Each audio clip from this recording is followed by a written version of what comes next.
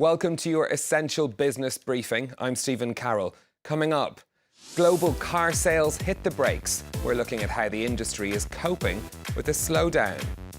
Plenty of models on sale, but no customers. Our correspondent in Beijing reports on how the Chinese market fell off a cliff. And we look at how new emissions standards in the European Union are causing more turmoil for the motor industry. First up, a difficult road ahead for the auto sector. After several bumper years, sales are slowing down and in some markets, plunging. Car makers and their suppliers are already warning that thousands of jobs are at risk.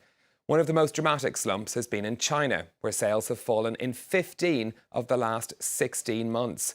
Our correspondent Charles Pellegrin sent us this report from Beijing.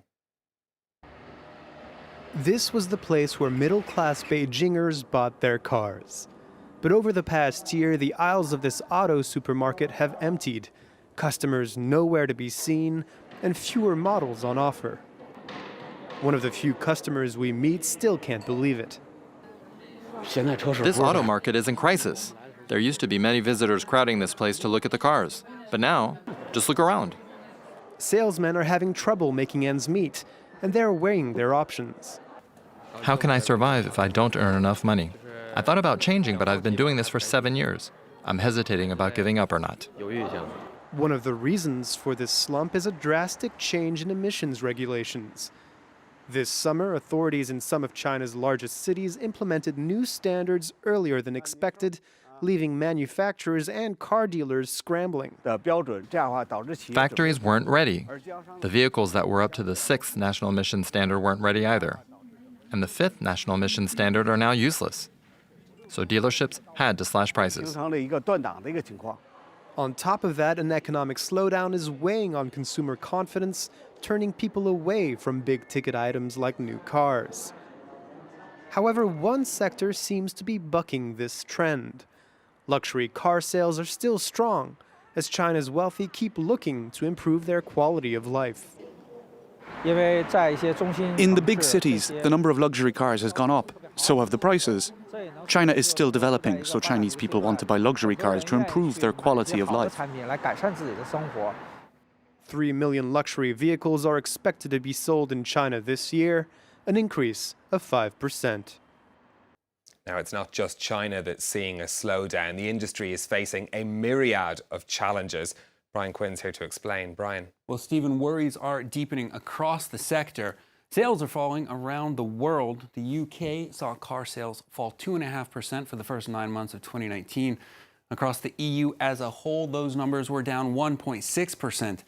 US sales lost 1.4% despite robust economic growth there. India, once the industry's most promising market, has seen 10 straight months of declining sales. In the past 6 months, they fell by almost a quarter. Why the downturn? Well, trade disputes between the US and partners like China and the EU are hurting both exports and demand. Brexit is hitting UK car makers especially hard, with investment in the sector down 75% for the first 6 months of this year. Tightening emission standards in the EU are forcing the industry to spend big on developing electric models. Meanwhile, new technologies like car sharing and ride-hailing apps are shifting consumer attitudes away from car ownership altogether. The situation comes with real consequences. 2019 has seen industry layoffs hit their fastest pace since the financial crisis. Nissan has announced over 12,000 job cuts worldwide for the next 4 years. Ford plans to lay off some 19,000 workers by 2021. Suppliers being hit as well. German parts maker Bros says it plans to cut 2,000 jobs over the next 3 years. For the future, the picture remains grim. A key survey shows car industry activity at a near record low in August, with declining production reducing world economic output by an estimated 0.2%. Many analysts believe car sales are already past their peak in key global markets, meaning the industry could be in for a long, slow decline. Brian, thank you very much for that. Brian Quinn there. Now, one of the biggest shocks to hit the global auto industry in recent years was the emissions test cheating scandal at Volkswagen.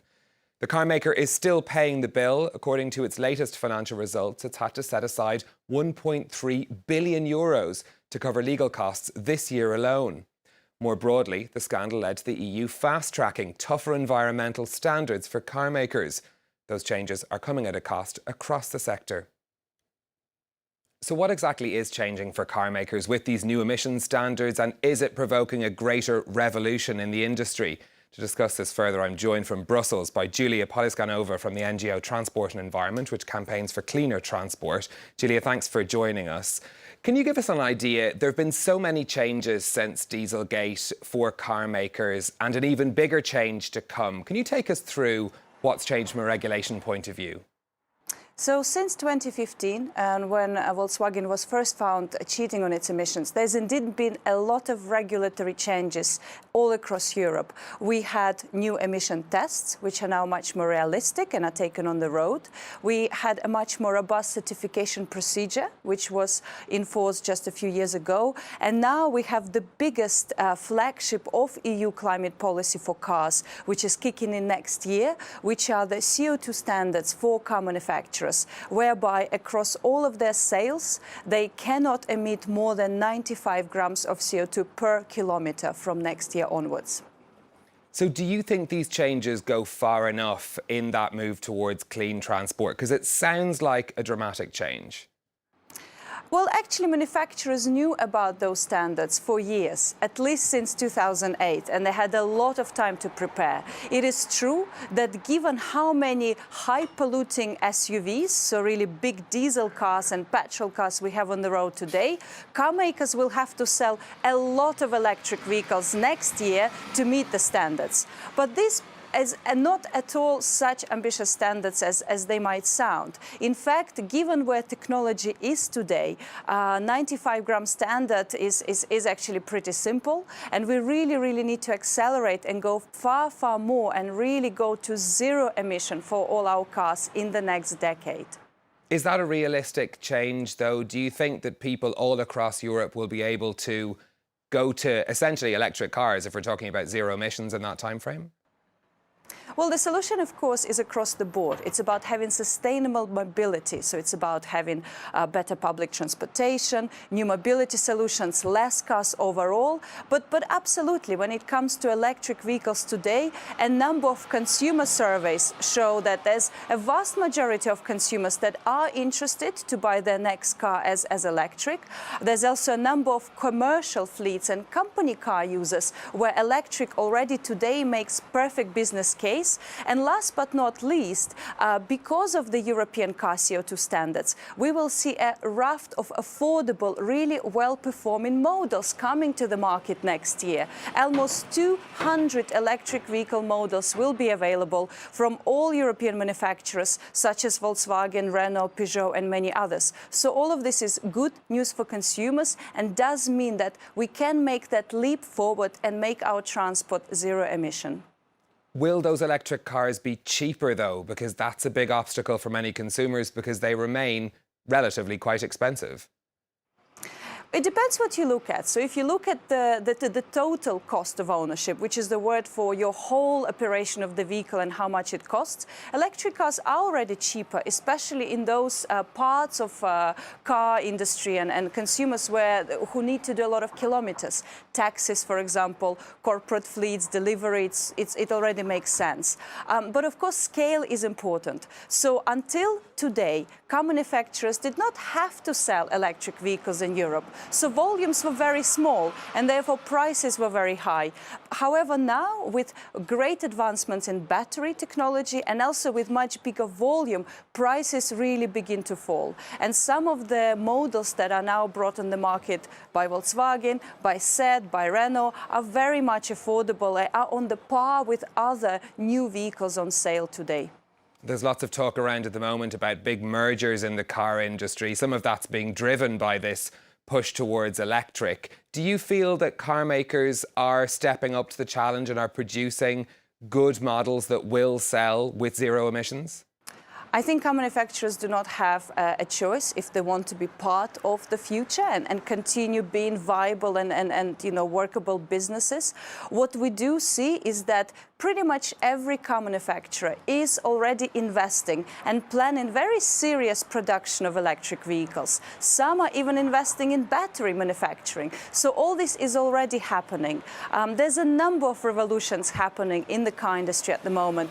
It's about communications technology, automation, sharing. So electrification is only one part of it.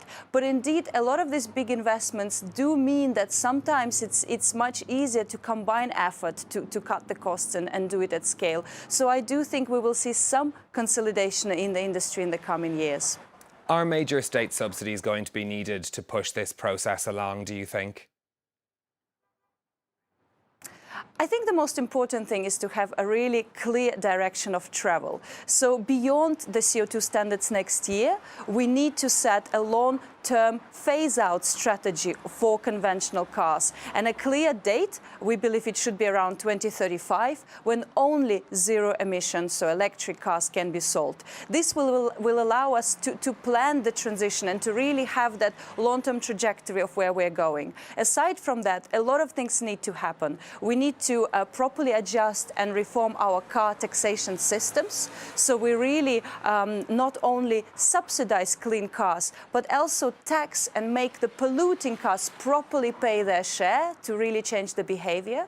We need to accelerate infrastructure, so really rolling out charge points where exactly they need to be, where people are parking their cars at homes, at work, for example, around commercial property such as shops. All of this is very important. And of course, we need to take and make sure that no one is left behind. We need to prepare the workforce in Europe, upskilling, reskilling the workers, preparing them for the digital and electronics jobs of the future. And we need to start now for where we want to be in the next decade.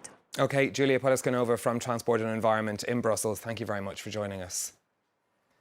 And that's it from us for this week. But you can always find the best of our business coverage online, on our Facebook page, France 24 Business, or you can tweet me with your comments and questions at NewsStephen. Until next time, thanks for watching.